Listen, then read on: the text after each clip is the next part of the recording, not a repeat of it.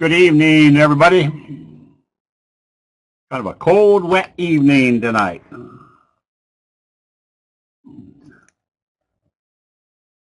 Getting a cold rain here in Pittsburgh. Jim said in New Jersey they're getting snow.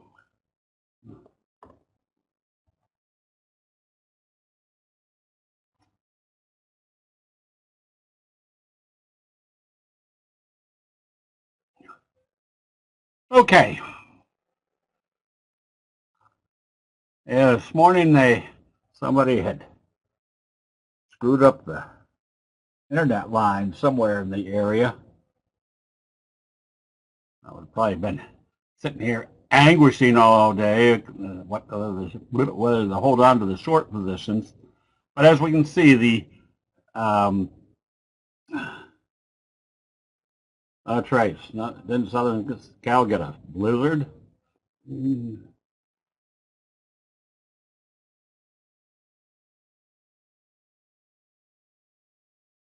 So this is why I always wait to the end of the day to see if there's any change of investor sentiment. As you can see in the Dow, nothing there. You can see in the NASDAQ, and this is where you'll probably get, if you turn on the TV stations tonight, watching the financial news, they'll say, well, the NASDAQ was up 72 today. That would have been indicated pretty bearish or bullish. Except as you can see, it traded below where it opened, and there was really no buying going on.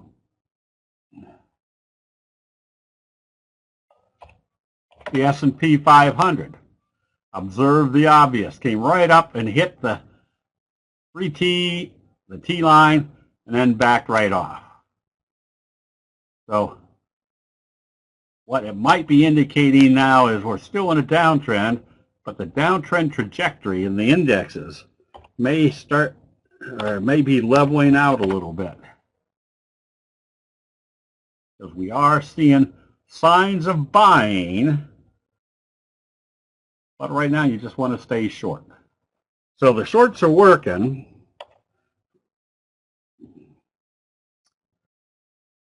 Darn.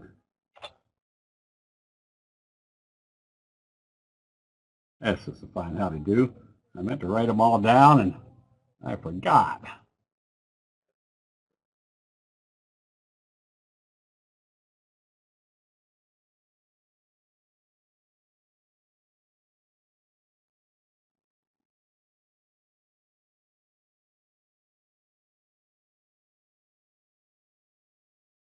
Still not on the right list. What's happening here? There we go.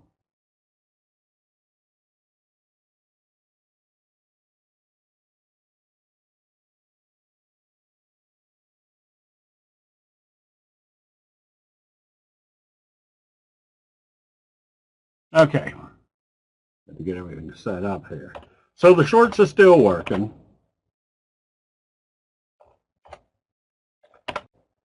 Ring, ever since the kicker signal, still in a downtrend.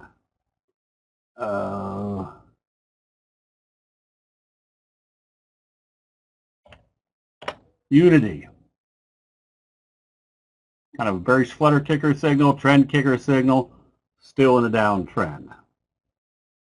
The biggies like Apple, nothing there. But this is kind of giving us that impression that instead of the downtrend being like this, maybe the downtrends are going to be like this, kind of a slow drifting downtrend. Amazon, same scenario. Now Tesla showed some strength today. So that little best friend signal back up above the T line kind of implies they're trying to head for the 200. However, got to watch to see how they open. If they open it lower and trade it lower, it means they're just stuck sideways. So it'll be important to see how they open Tesla tomorrow. NVIDIA, got to be careful here. It's getting pretty indecisive up here. So And once they reported the earnings, they're not having any luck moving with any great resiliency afterwards. So that's kind of a warning sign. And then you got Netflix, that even though it bounced up today, it actually closed below where it opened after hitting the 50, still indicating there's no bullish sentiment sitting in this one right now. Let's see, what else do we need to look at? Oh, Google. Starting to look at Google more now that it's been split. Notice the kicker signal. Nothing real rampant to tell you there's a change of investor sentiment. All right, so there's a couple good bullish charts still working.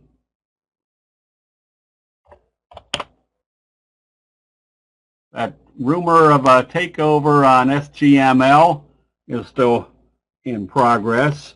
You want to take a look at TRTX also. Kind of a, oops, after hours it traded up positive. So you want to keep an eye on this one after the kicker signal. Things like SW or INSW, you can see the J-hook pattern. Zim. We recommended this because of the classic pattern. Whoops.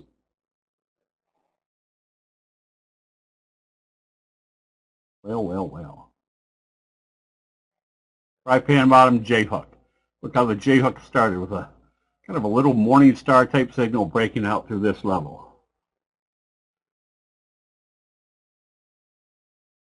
Bill, but that doesn't mean anything. Look what it's doing up here. Not like they're rushing in to buy this up this level. They're having a little bit of trouble on the bullish side.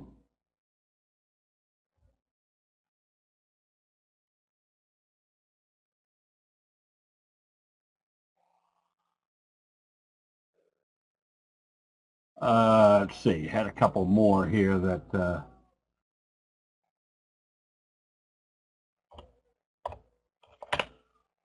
well. Bohr also has this little J-hook pattern still working.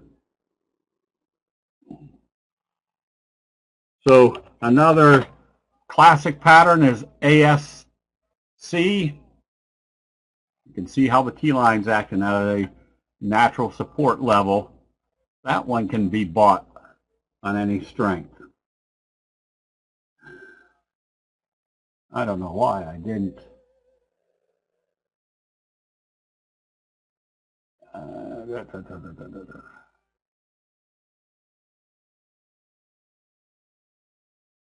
That may change directions here.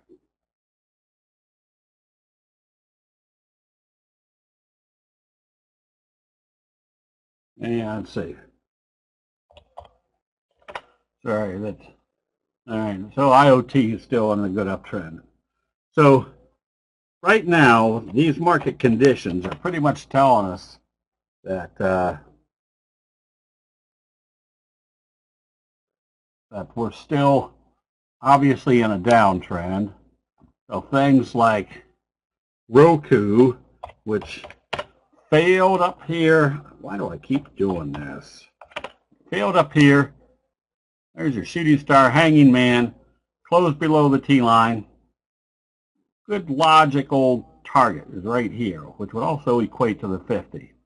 So if this opens lower tomorrow, it's still a good spread trade would be buying the 60-55 put spread at $1.70, because if it comes down here to test this level over the next couple weeks, $1.70 goes to $5. It could mean exuberance, yes. That gap up, now the failure to, now it could be in a very slow uptrend from here. Now remember, this market heading down is going to make it hard for the bullish charts to move up. just because the investor sentiment is going to be all that running that wild. So there are some good bull charts, as you can see on Cinemark, CNK. Here's your J-hook bobble breakout.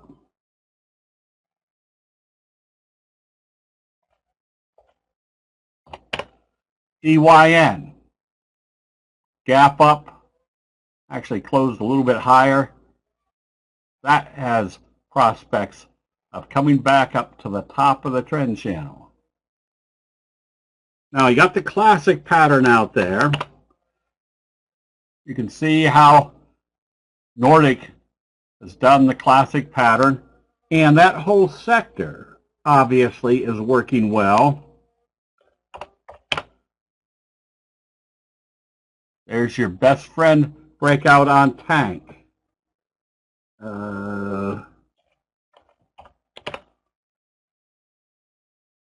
Scorpio tankers, another J-hook pattern setting up.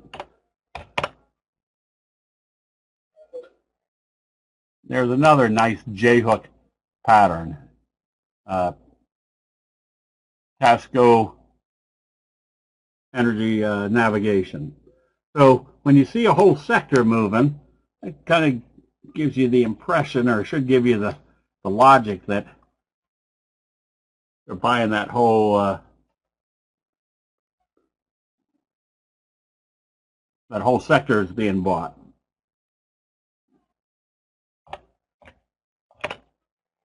So there's Muck's potential best friend move. Frey, potential best friend move. We saw that kind of confirm from the best friend move off of RCEL, implying there's more upside. And urine, a little best friend breakout, still more upside. So again, the best friend has very powerful implications. Laser on this bobble breakout, just a high probability trade. And where is Moss? Moss was another bobble breakout with a doji sandwich, implying more upside.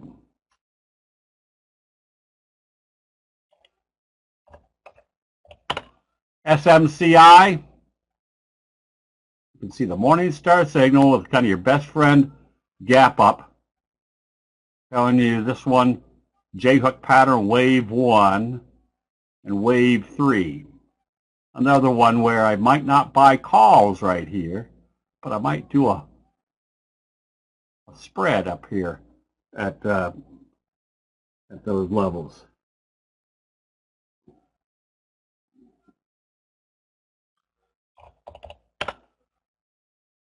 And here's kind of that, I don't know whether you want to call it a J-hook. Somebody said, is this a scoop pattern?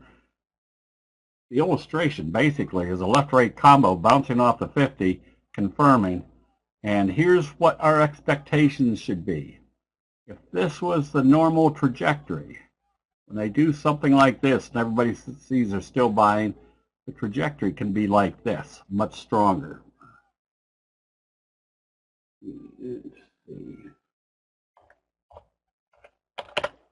So as soon as they start bouncing off these support levels that everybody else is watching, this one actually closed a little bit higher after hours. Where do you think the next likely target is going to be? Back up to the next resistance level. So right now, with the market getting into the oversold area but hasn't changed directions, it doesn't hurt now to have most of your positions in short positions, but going after the strongest charts. TBPH, kicker signal, off the 200, breaking this downtrend. At least figure they're coming back up to test this level. And another kicker signal was zeta. Kicker signal now telling you this level right here is not acting as resistance. Look for a doji sandwich to the upside. And why would we kind of lean toward a doji sandwich in a down market? Because of the kicker signal.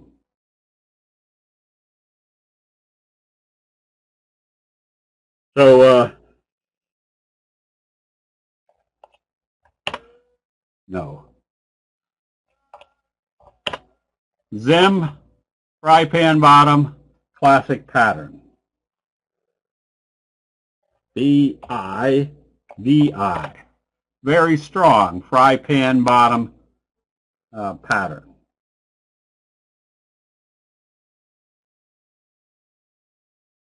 So you want to use that information to the downside when you see something like this in Lending Tree, dumpling top.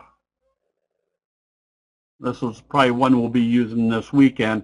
Now here's a good place to go short buying puts. Now look at your risk reward. You're already down here in the oversold area. However, what do we expect coming out of a dumpling top? Strong down move. So would I, if it opens lower, would I be buying puts? Probably not, but I might do like a 30-25 put spread to kind of offset the risk down here. So the strategy would have been, if we bought puts here, obviously you're making a very good profit. Now, if you want to enhance it in a higher risk area, you could add some put spreads. That if it continues like this, the put spreads are working very well. And obviously, your initial put trade is working very well.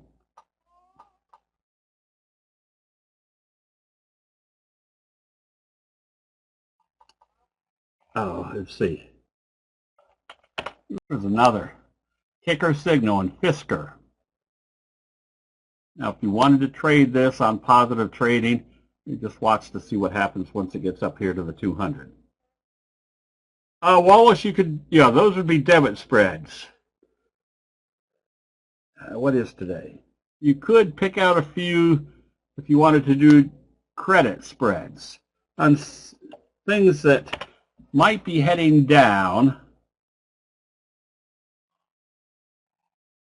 with high degree of probability.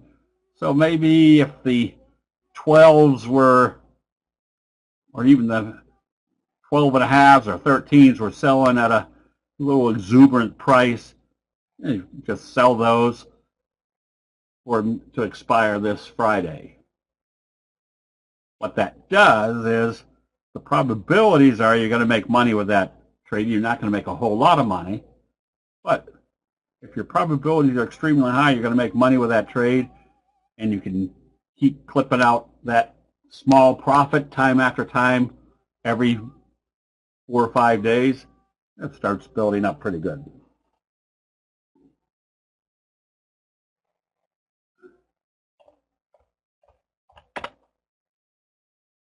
Oops, this was more of a doji sandwich on the other charts, but you do have a doji sandwich kind of failure right here.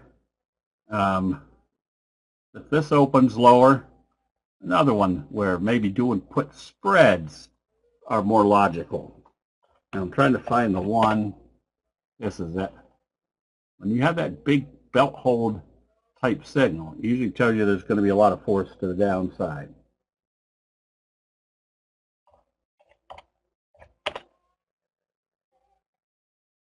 Lots of force to the downside.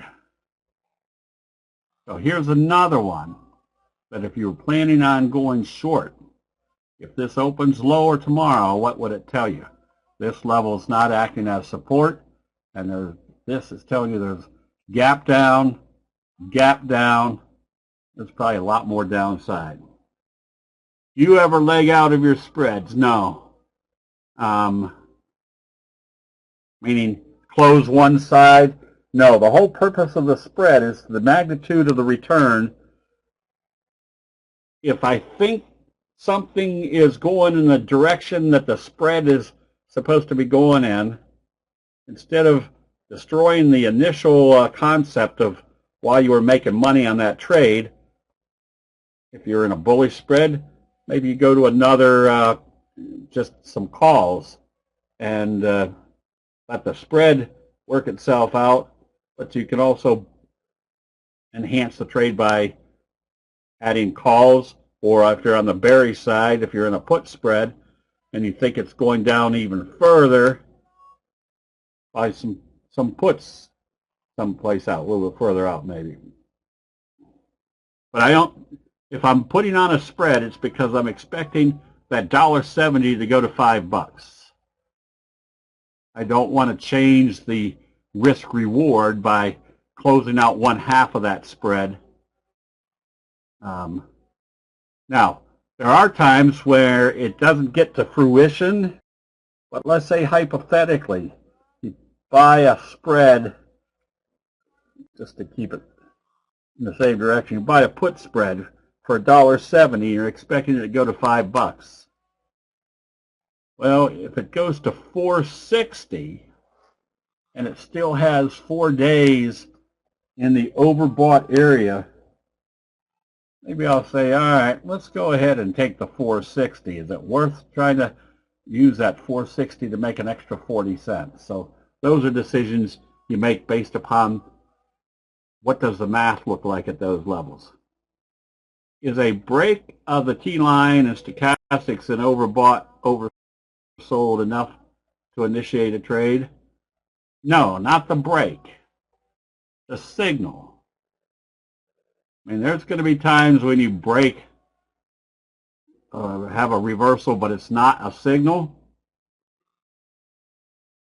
But anytime you do your scan at night with, in my case, 2,700 trading entities that I have in my universe, which are stocks greater than 5, trading more than 200,000 shares a day, I'm going to find 3, 5, 10, 12 good trades.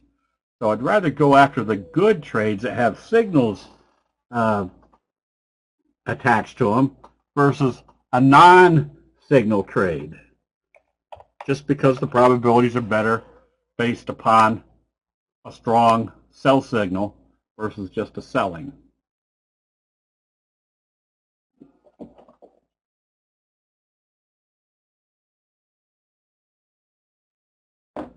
Okay, what did I just do? COUR. So here's another one that was a good day to be buying puts, and it looks like it's rolled over. If it breaks out through this level, maybe I would add a bearish spread.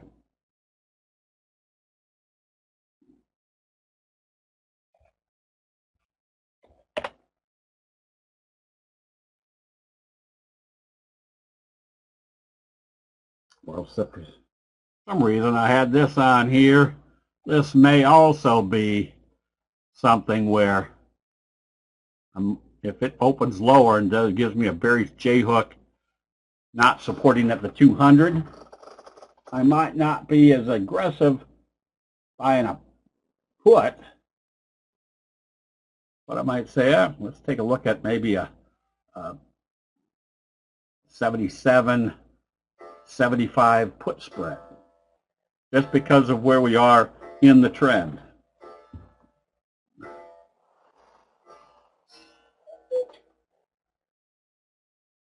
Let's see. Should we do RVN? Yeah, that's the bearish doji sandwich.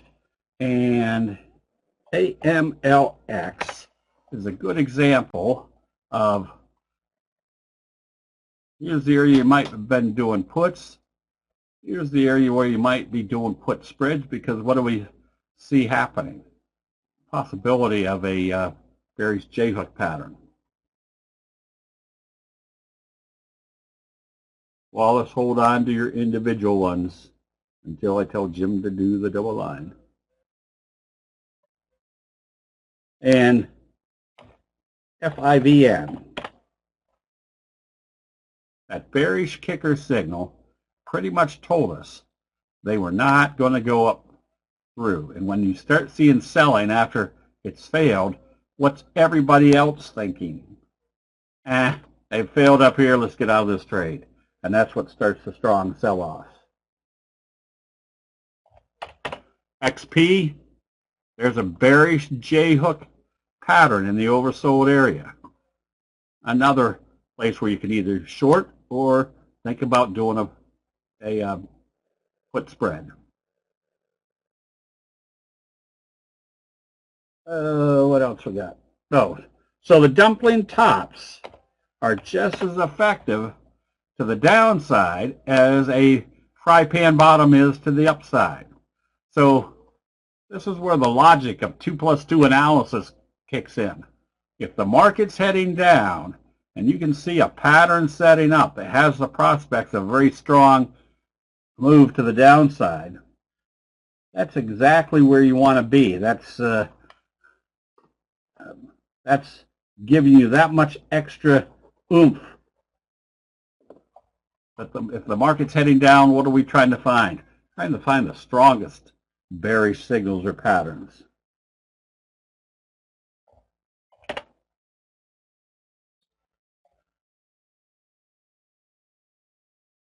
Again, there's that bearish J-hook pattern, and now they've failed right here at the 200.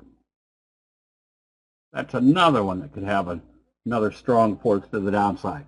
Now, why are they considered strong forces to the downside?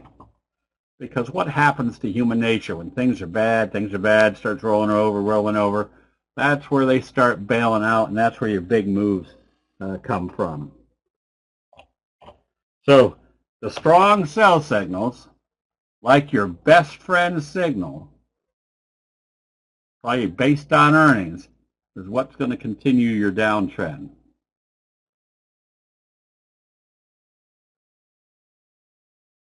AMPL. Yeah, the kicker signal. When trading options on a kicker signal, how many days does a pattern normally give you? How many dollar increases in the strike price are you typically deep? Rob, there's no answers to all of those. All you're doing is trading based upon you know that there's going to be more downside. What is the magnitude of that downside? You have no idea. That's where you continue your analysis as it's heading in that direction. Also, do you do straight calls to capture more profit than choosing a spread? No. Probably do more spreads because the logic and the math, which we'll go through on Saturday, is much better than buying a call or a put outright.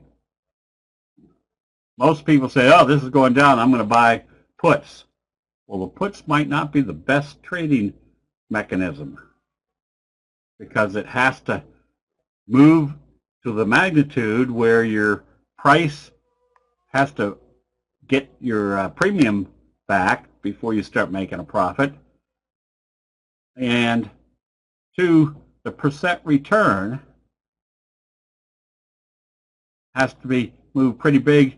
Just as a quick example, if you bought puts here,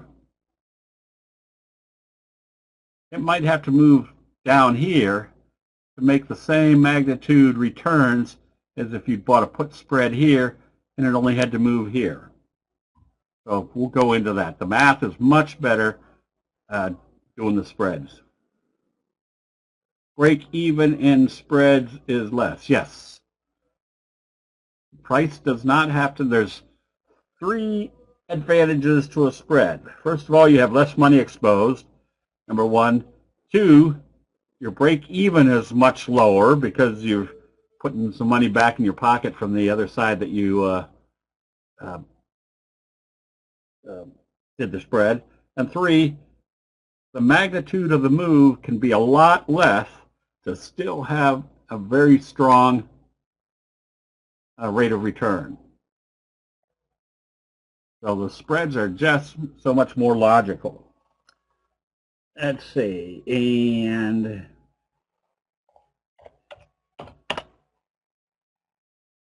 so anytime you see something like this, that's a strong implication there's going to be more downside. I'm trying to think of a one we did that is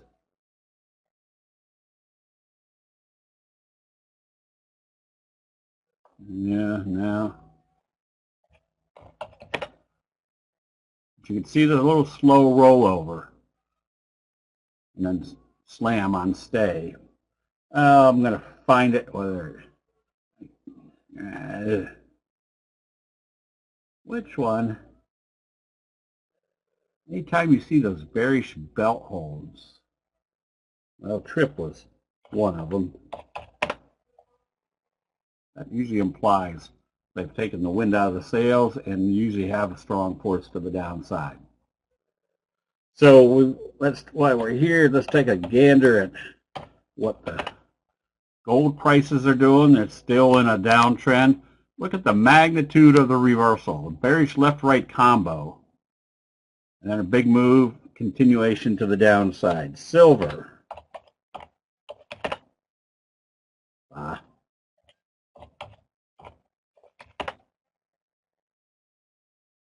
That bearish belt hold. Move to the downside. Crude oil, you can see, is not going anywhere anymore. It's basically in this channel.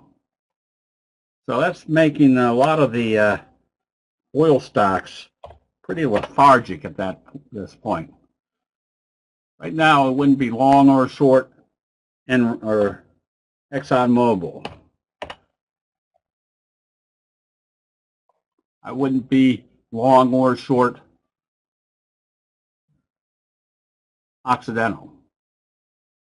Now, here's something that I always want to point out. Everybody got so excited because I think, was it Warren Buffett was buying an excessive amount of Occidental. They have no more insight as to what makes prices go up or down. In his case, he's got a lot of time for it to work out. Run. Yes, so there it is.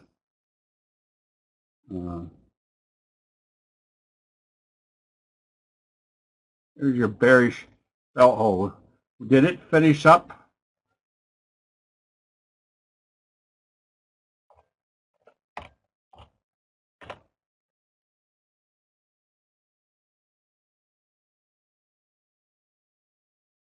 Well, that's true too. No, I don't take into account the volatility.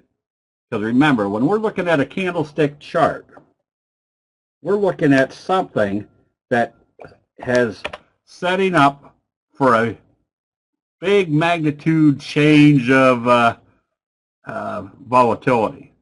So as you can see, coming out of a fry pan bottom, your delta would probably have lowered dramatically. But what's going to happen here? What's our expectation?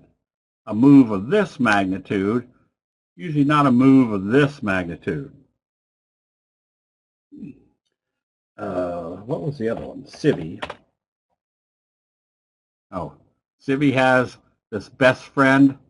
It didn't work yesterday, but it started to come back into its own. So where is a good place to be buying? Right there at the close of that day. Because what was this signal right here? Your best friend signal. Consolidation. Where does it kick in to go after it? It comes back up through that level. Okay, I think that's about, oops, no. EGEL. Well, how about that? That's a way to...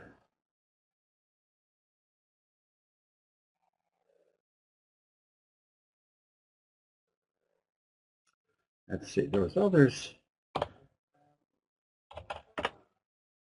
Shopify is still on its way down. Yeah, so the biggies are still on their way down.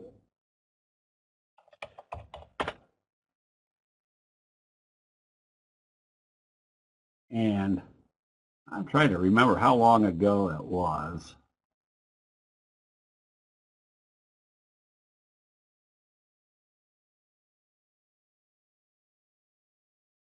I can remember one, I think it was an analyst on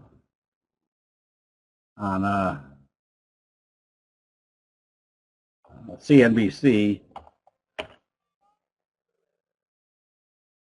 that said, oh, we're buying Apple here to 150. And if it goes down, we're going to buy some more. I'm thinking, if it goes down, why would you be buying more? Because all these analysts think, well, when we decide it's time to buy, it's because we're smart and they're going to go up after that. Even price averaging is the most stupidest trading philosophy.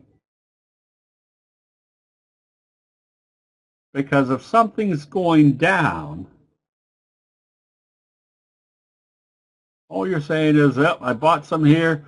I'm going to make myself look better by buying some here.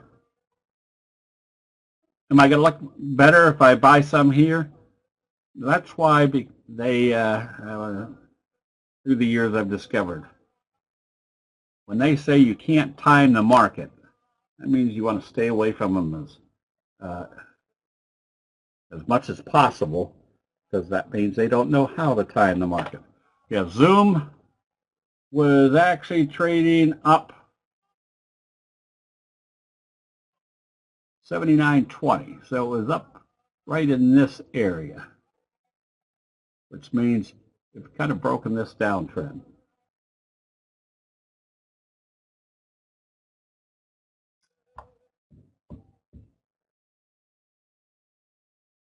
Okay, are there any general questions on, oh, Wayfair was one that got slaughtered. Another one where you just stay short. Now, where would you start thinking about covering your short position? You want to be a little bit more leery here because you're in the oversold area, and look how far away you've moved from the T-line. Now, if it moves sideways, all right, you stay with it, because what's that going to tell you? The T-line is going to come down, and as long as they stay below it, you're still on a downtrend.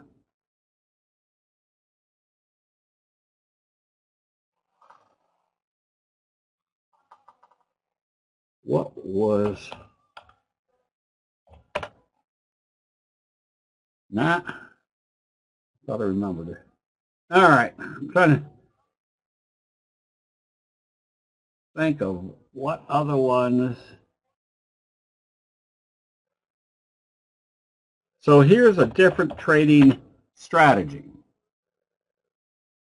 That's why I always tell people you don't have to learn every single one of them.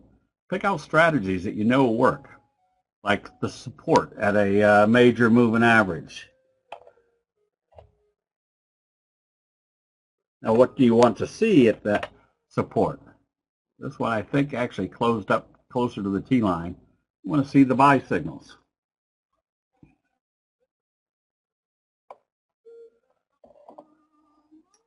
Okay. Did I ask this? Do we have any general questions on candlesticks? So yeah, just keep in mind we will be doing the, it's just a 2-hour session on Saturday. Let me see if I can find the link. There it is. Copy link. So this is for Saturday.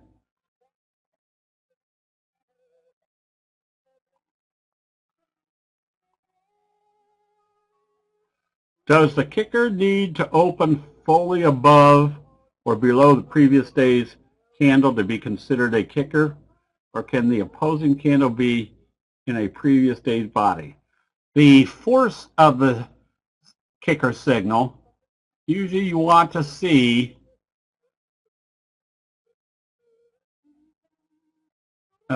open below the previous day. Now, a true kicker signal is you don't want to see a tail to the upside. However, that tail isn't really detrimental, because that's what's telling you there's a strong force to the downside. The true kicker signal opens here and goes this way. That tells you there's a lot of force to the downside.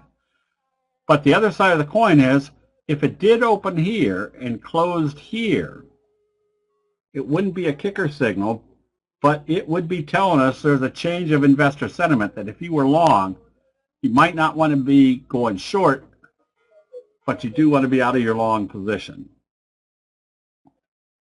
So these are just kind of little tidbits through the years. For example, right here, had a potential bullish trade that had opened positive. So the next day when they opened it down here, let me make this bigger, and closed it at the previous day's open, that's a strong indication that the bulls aren't there, the bears are still there. Now, if it opened lower the next day, now there sets up for kind of your bearish flutter kicker signal.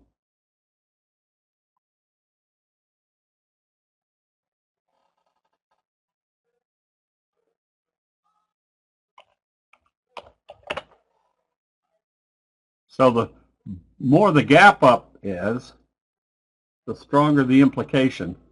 The bulls have definitely taken control. Same thing on the short side. The stronger the gap down. Now remember, it opened here and closed here. It gapped down, not only below the open, but from this level. That's also illustrating a very strong price move. Let's take a look over here, CLVT. Yes, right now CLVT is trading at 1092.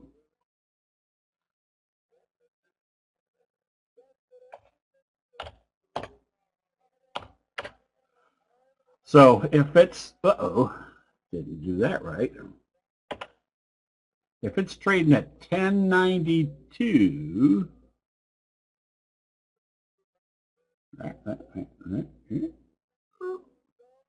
right there,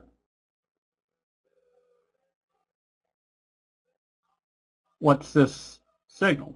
Well, that's a strong morning star signal bouncing off the 50 up through the T-line. What other aspect would we be watching? The fact that it came up through that level tells us where's our next likely target, at least the 200. So I'm guessing, oh no, I'm guessing. Apparently they didn't announce. Oh, what? They don't announce until the 1st.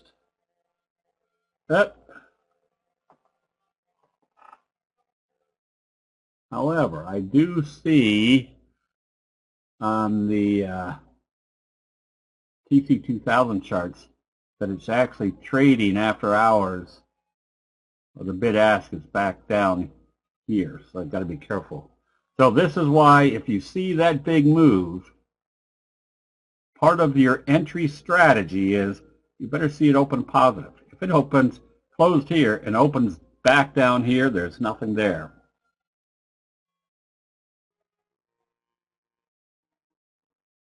Can you explain stochastics in the oversold condition? Better for me, as Tesla has 85 on January 13 on the T-line at 120.60, but also 85 on February 15th at a high. Well, let's get rid of all these. It will.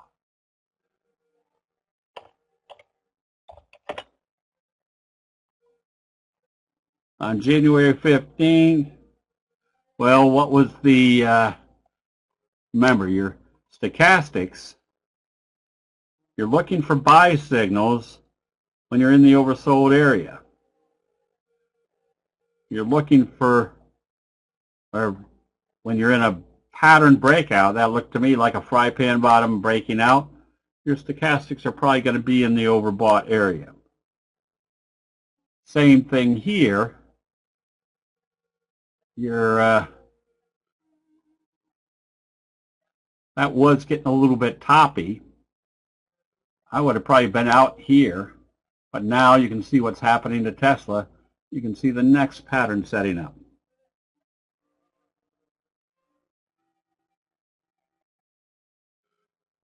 Yeah, so back over here. Oh. As long as you weren't closing below the T-line, well, you did close below the T-line. So that would have been a good place to get out. Now, a lot of people are asking, should we go short here? Well, the answer was, nah, you weren't really going anywhere. What do we want to see? What advantage do we have as far as when to go short?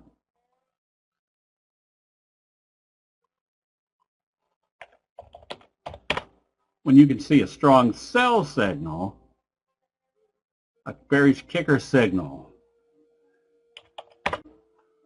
a bearish best friend type signal.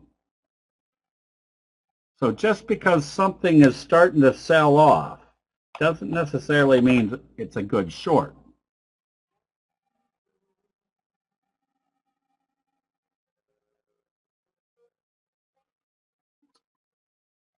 Yeah, that would be a pretty strong move. Well, I guess they've got, what do they call it, a Tesla day coming up. So that might add a lot of stimulus. Now, would I be buying calls up here? Probably not. But I might be buying call spreads. Oh, 225 is right here at the, basically the 200. So maybe I'd buy a, if I was going to trade this, maybe buy a 215, sell a 225 or something.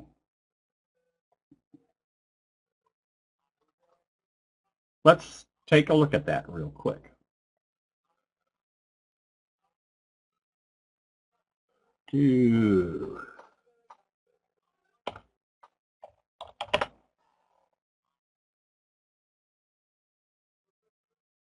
Expiring in 4 days. What did I just say? Buy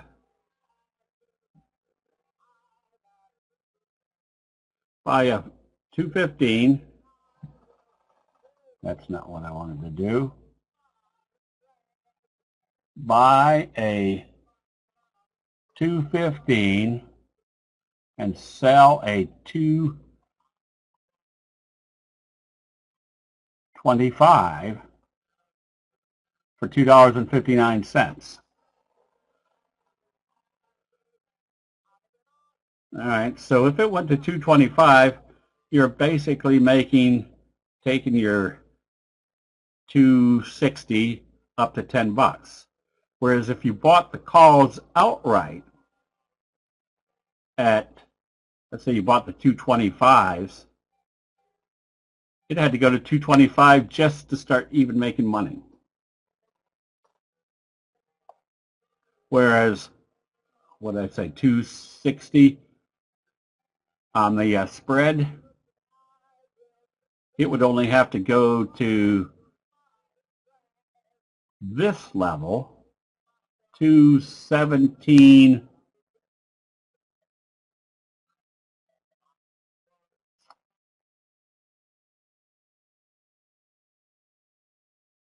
$217.60 to break even, whereas it would have to go to this level just to break even. So your break even would be lower.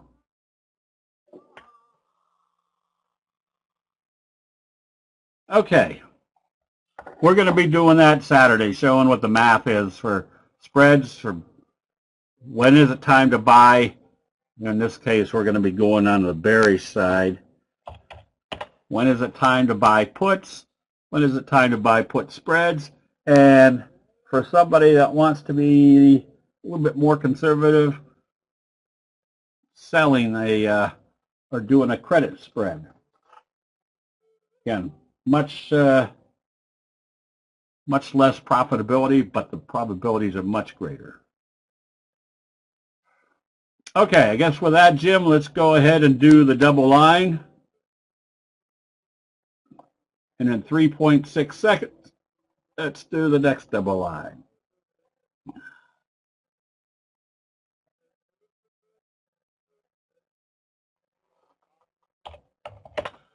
Coles, don't know.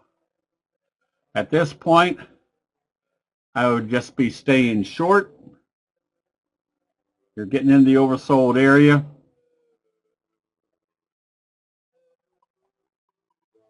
You've got the prospect of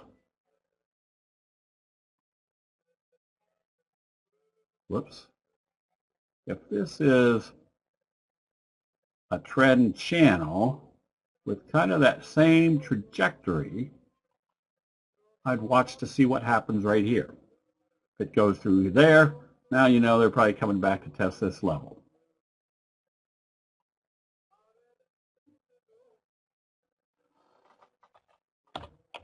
DHT.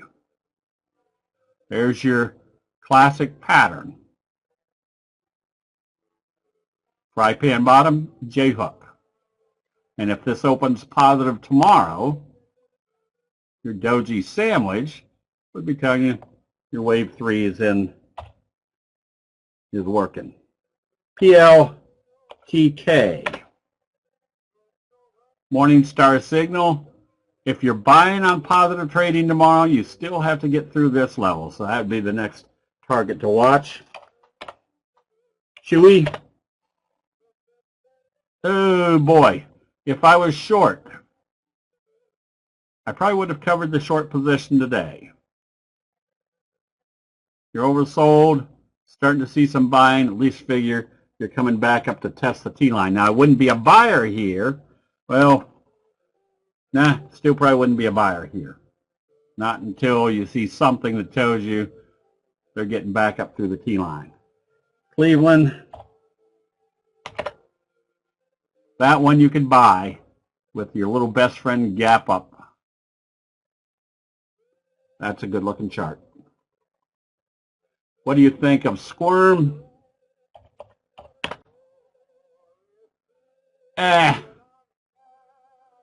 If you're buying this first target, which would kind of coincide with this downtrend, so I'd have to ask whether that is really something I'd want to go after, or are there better charts? So you could be buying it. You just have to watch and see what happens once it gets to the 200. Frey,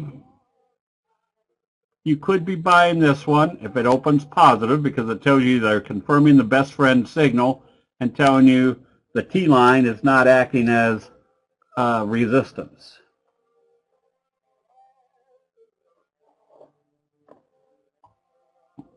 I didn't even take a look at the lithium stocks today. Nothing there. Whoops. Nothing there yet. And the only one that's moving in that area right now is CGML because of the buyout potential. However, if this becomes a buyout potential, that means the psychology is going to move into a lot of the other ones. So you want to keep an eye on them to see if they start getting buying interest. MUX.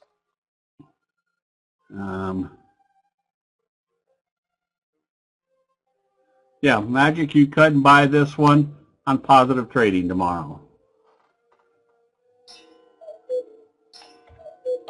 HLX, stay long on this one.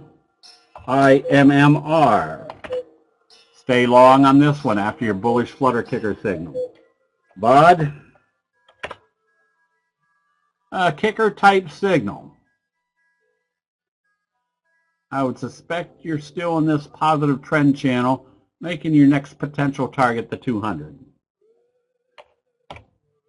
Run, if you were short, Harry, You don't have a reversal signal, but you do have a support area.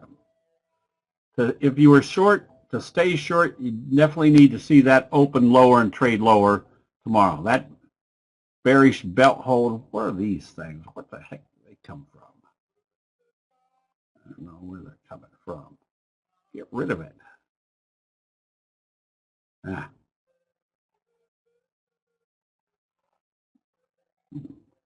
Oh. Trend. No, none. All right.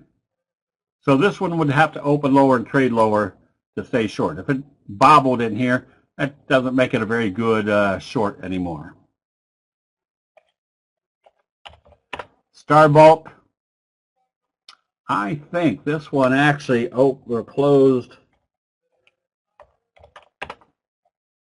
No, this one's in trouble. Because notice where it closed today. Back below the open. What the heck is this one doing? Why can't I get rid of that? That's just a fine howdy-do. Notice that it opened and closed back below the open of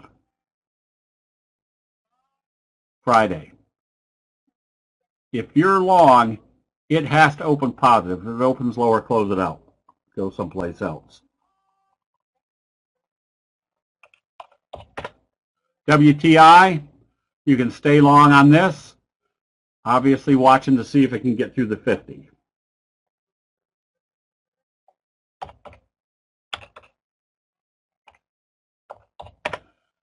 Yuri, this one you can get ready to buy, especially if they get up through this level. Telling you you're into wave 3.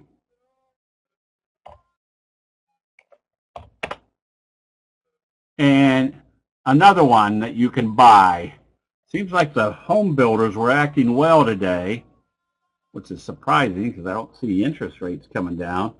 But you could buy this one on positive trading after your indecision down here. And now a doji sandwich, which would be breaking out through this level, giving you a wave 1, wave 2, wave 3 J-hook pattern. ACI, stay short.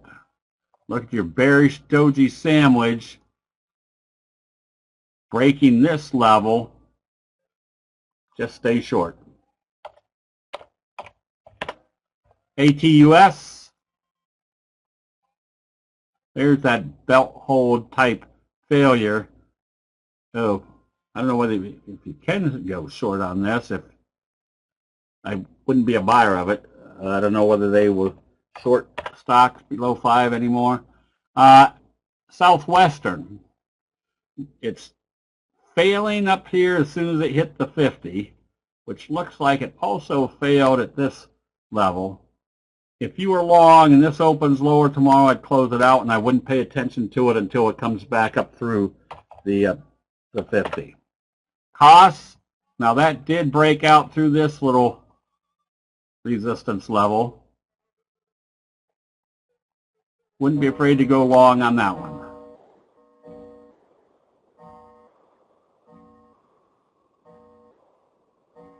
SOUN sold off today right back to the 200. It needs to stay up above the 200 and especially needs to get back up above the T-line. If it doesn't, it's turned into a dead stock, and already AI, you can see, is sideways, but you can see the wedge. I wouldn't be long or short in this one right now, but I'd be ready to buy it if it broke up through this level, giving you your classic pattern wave 3. EXAS, stay short. SFL, eh boy, if you're long on this one, it needed to confirm on this day. If it opens lower tomorrow, I'd close it out and wait for it to get back up through this level or go find something else with a better trend to it. Fry pan bottom, or at least your J-hook pattern. Stay long on this one. If you're thinking of buying, I'd be a buyer if it came up through today's high.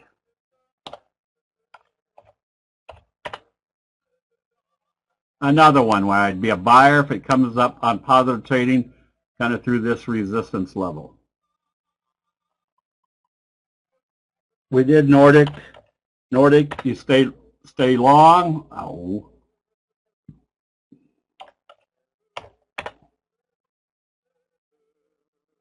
There's your classic pattern. I would, if I was long, I'd probably put a safety stop right now at the halfway point of this candle. I think we did Star Bulk. Yeah, this one you close out if it opens lower tomorrow. Airbnb, stay short. And don't let it close back up above the T line. This one's kind of a nothing chart. If you're anything, you're short, but that's still kind of a nothing chart. ILMN, stay short, but it needs to get down through this level or it could be producing a sideways. Zim, you can be buying this one on positive trading tomorrow, giving you a doji sandwich classic pattern. And ALB, nothing there yet, Kath.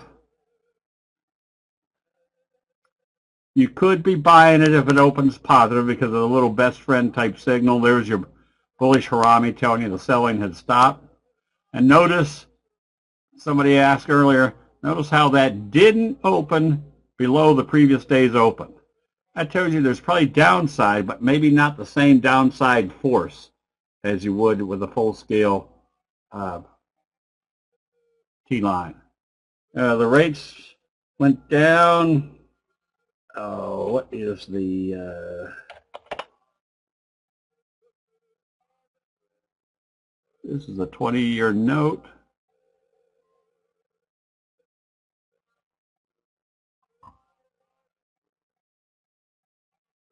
All right. CTKB. Oh, that was a goofy thing to do.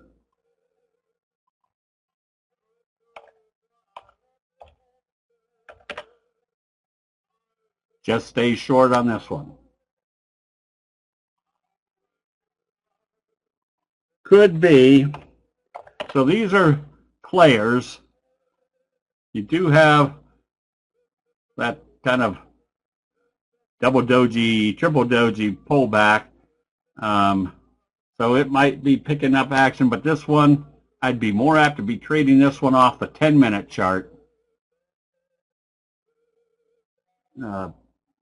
Because there's probably nothing fundamental behind it. It's more because they're going after it again. Okay. Probably will be looking at Frey if this opens positive tomorrow. So I guess with that, oops, we're relatively fast tonight.